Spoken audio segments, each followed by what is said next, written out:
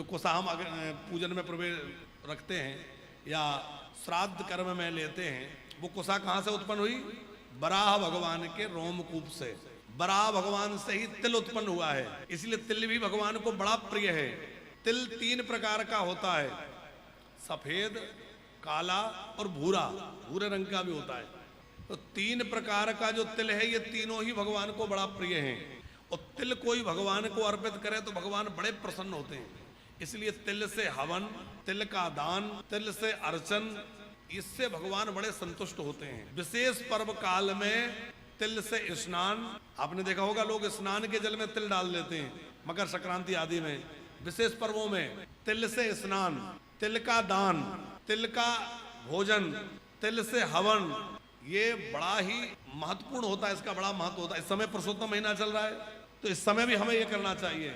अपने जो स्नान करते हैं पुरुषोत्तम मास में, आप घर बैठे गंगा स्नान का लाभ लेना चाहते हैं तो क्या करें? बोले आप जिस बाल्टी में जल भर के स्नान करने वाले हैं, उस बाल्टी में ही थोड़ा तिल के दाने डाल लीजिए और उसमें हाथ जोड़ के गंगा आदि तीर्थों का स्मरण कर लीजिए। और आपने उसमें तिल डाल दिया तो उससे क्या होगा? वो तीर्थ जल के समान हो गया।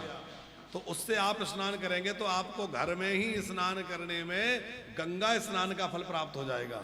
एक और हमारे गुरुजी बताते हैं कि स्नान करते करते नारायण नारायण नारायण नारायण बोल दो तो क्या होगा? बोले सभी तीर्थों के अधिपति कौन है? नारायण।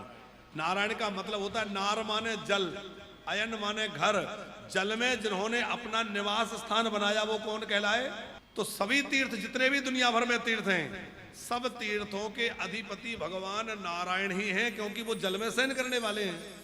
और जब भी कोई नारायण नारायण कह के स्नान करता है तो उसको सब तीर्थों के स्नान का फल घर बैठे प्राप्त हो जाता है। इसलिए अपने स्नान के जल में थोड़ा तिल डाल लीजिए, उपलब्ध हो तो थोड़ा गंगा जल मिश्रित कर लीजिए और नारायण नारायण नारायण नारायण, और मंत्र ना आए तो कोई बात नहीं। अब महाराज परीक्षित ने एक प्रश्न किया सुखदेव जी से कि गुरुजी आप कह रहे थे कि अभी कोई नहीं था, सृष्टि अभी आरंभ ही हो रही है, अभी कोई है ही नहीं, तो ये राक्षस कहां से आ गया? ये उस जल में कहां से पहुंचा? तब सुनाया कि यह पिछले कल्प की बात है। अलग अलग कल्पों में अलग अलग सृष्टि होती है। तो पिछले कल्प में कश्यप नाम के महात्मा, कश्यप जी का नाम किस किसने सुना है? लगभग सबने सुना है। कश्यप जी की अनेक पत्नियां हैं, दिति, अदिति, दनु, काष्टा, सुरसा, इला, बिंता, कद्रु, ऐसे कई पत्नियां हैं। इसमें दिति नाम की जो पत्नी है वो एक दिन शाम के समय इनके पास आई। संध्या का काल था, महात्मा अभी संध्या करके निवृत्त हुए थे, कुछ मंत्र जप कर रहे थे। दिति ने कहा मुझे पुत्र प्राप्ति की कामना है।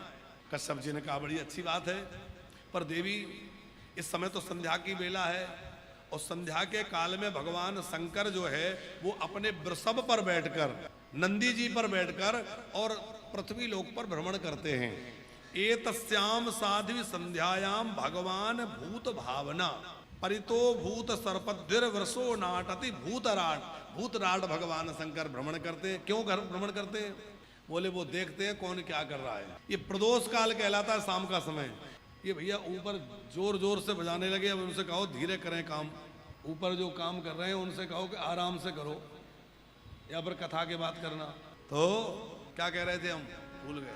तो भोले बाबा घूमते हैं और वो ये देखते हैं कि कौन क्या कर रहा है। तो जो संध्या कर रहा है, जप कर रहा है, दीप जला रहा है, तुलसी का बंधन कर रहा है, भगवान का अर्चन कर रहा है, उससे भोले बाबा बड़े प्रसन्न होते हैं। और जो शाम को सो रहा है, खा रहा है, उल्टे सीधे काम कर रहा है, पड़ा है, उससे भोले बाबा थोड़े नाराज हो जाते हैं। अब भोले बाबा खुश होते हैं तो वरदान देते हैं और नाराज हो जाओ तो परेशानी उत्पन्न होती है।